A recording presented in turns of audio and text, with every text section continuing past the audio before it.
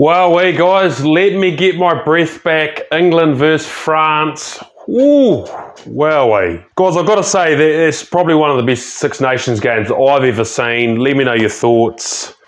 Steve Borthwick, maybe it all clicked at last. Hell of a performance. And look, jeepers, a lot of pressure on England before the game. They'd lost the last 7 out of the 9 games. And yeah, I think the other interesting thing, guys, sport. The faces of the England players, and then you see at the end of it, Antoine Dupont, pretty depressed and pretty sad. But that's why we love sport, isn't it, guys? Anyway, I'll get into it. Guys, in this video, I'm going to be covering 3 main areas. Who played well in the different parts of the game in the first and second halves, what the match statistics were for the England-France game, and then who are the key players to watch from both sides in the match. Guys, if you're liking the content, please support the channel. Hit the subscribe button, like, add comments, and show some support for the channel as we develop this community. Wowee, looking at the match anyway, that first 10 minutes, jeepers, the speed and intensity was pretty clear, I thought, guys. Particularly from England. There wasn't a lot of kicking in that first 10-20 minutes anyway. It was just phase play, physicality, attacking, fast rugby, wasn't it, guys? Jeepers. Conditions were pretty wet, and certainly the French came out to play as well. That French flair, they spun the ball and played some really good, attractive attacking rugby. There was that dropped pass by Biel Biari, would have been a try in the first 10 or 15 minutes. Yeah, the other thing I thought was interesting, that England defence. Guys, let me know your thoughts on that. They'd really done their homework on that French team, hadn't they? That close quarter defence was really brutal.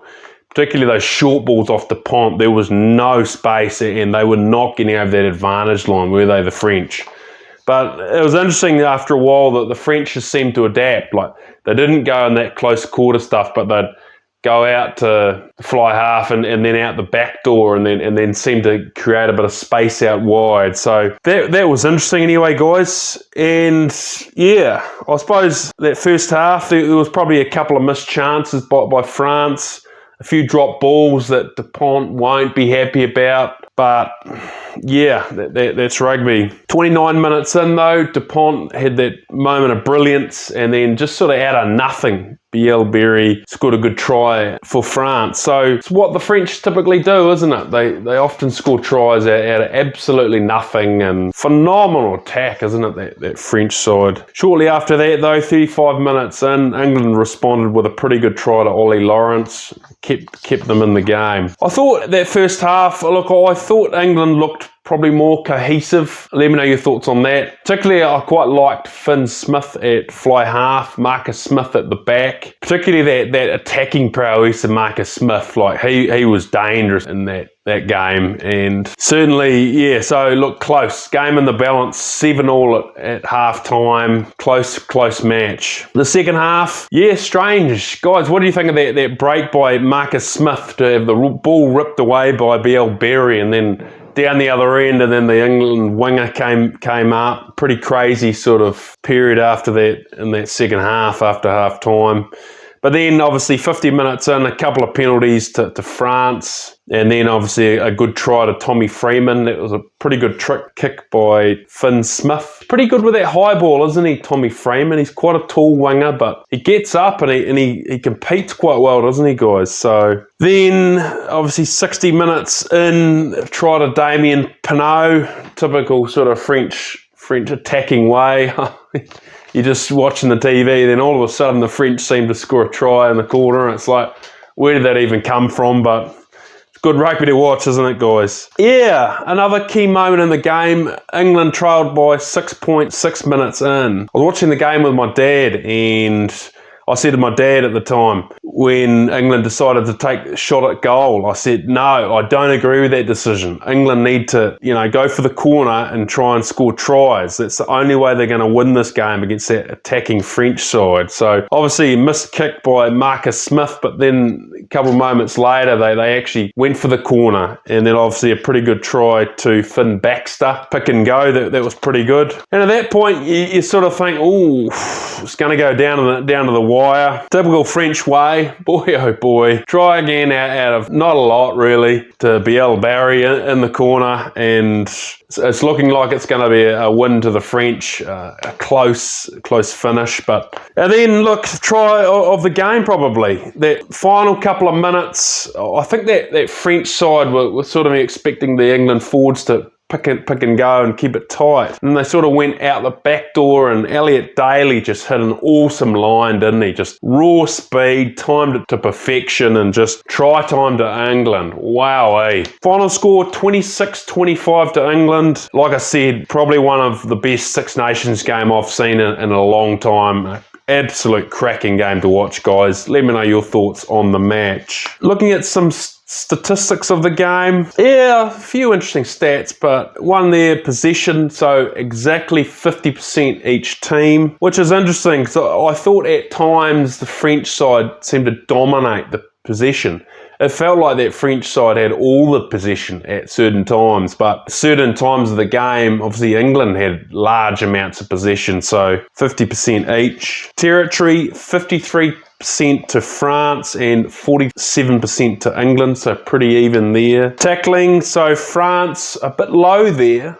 The French tackled at 78%, which is, I'll be a bit disappointed with that. And England tackled at 84%, so they were probably a bit lower than they would have wanted, but certainly quite a bit better than the French. Obviously, international sides, they always aim to have tackling percentages above 90 or ideally 100, but yeah. Penalty count, quite low from both teams, so 6 penalties to England and 8 to France. So it just shows wasn't a sort of highly error-ridden penalty-type game. It was generally pretty free-flowing and an absolute cracking game to watch, I thought, guys. Clean breaks, that was another interesting one there. So 8 clean breaks to England versus 9 for the French, which I think is quite an interesting stat. So that's one attacking stat. The next one, offloads, so 5 for England and 9 from France. And I think the interesting thing is there, guys, you look at, like, France is probably, I mean, if not the most attacking side in the world realistically now, isn't it? Like, they're French flair, they spin the ball wide, they look to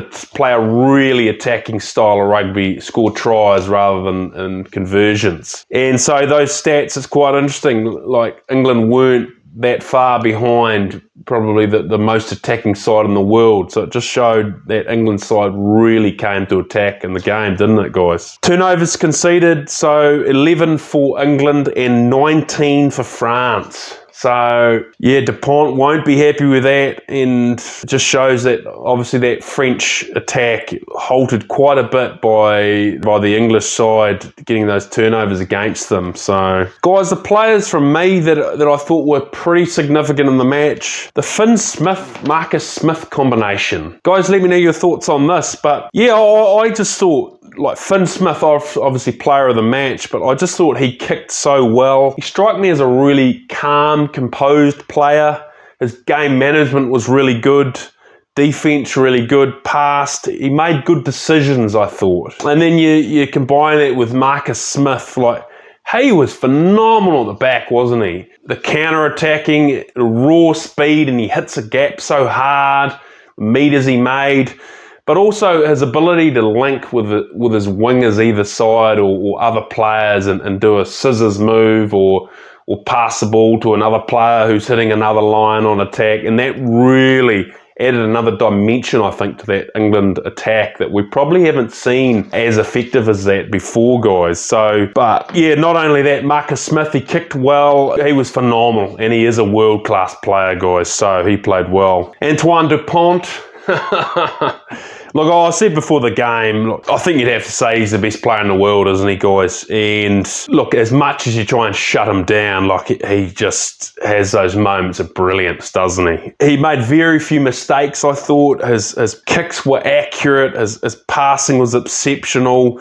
And I just sort of thought a couple of times that he made a few breaks and he did a few risky passes over the top of players. That if he got that wrong, it's an intercept try to England. But you know, very accurate. His defence was phenomenal. A couple of times I saw him there, those big English forwards, and Dupont just seems to stop them in their track. He muscles up against those big forwards, doesn't he? Louis Bielbiari, look, I'm not going to lie, I haven't probably pronounced that right, guys. Yeah, he was phenomenal, I thought, guys, for the French. I think the big thing with him is it just shows, and it's good to see, like rugby's still a game for all sizes. The raw physicality in international rugby is huge, but it just shows, you know, for someone he's not a big man, but the raw speed and you know, dynamic nature of his running, he's just phenomenal, isn't he, guys? So he scored 2 pretty good tries, and if you give him any space at all, he is very dangerous, isn't he? Look, I think in summary, what drove the match, I think you look both sides. The French will be pretty disappointed in probably some of their handling. Tough conditions, and maybe they'll think, look, we probably left a couple of chances out there, maybe left, you know, 2 tries out there that on another night we would have been more accurate and won the game. But I think the big one from me was England's attack. Like, that's the best I've seen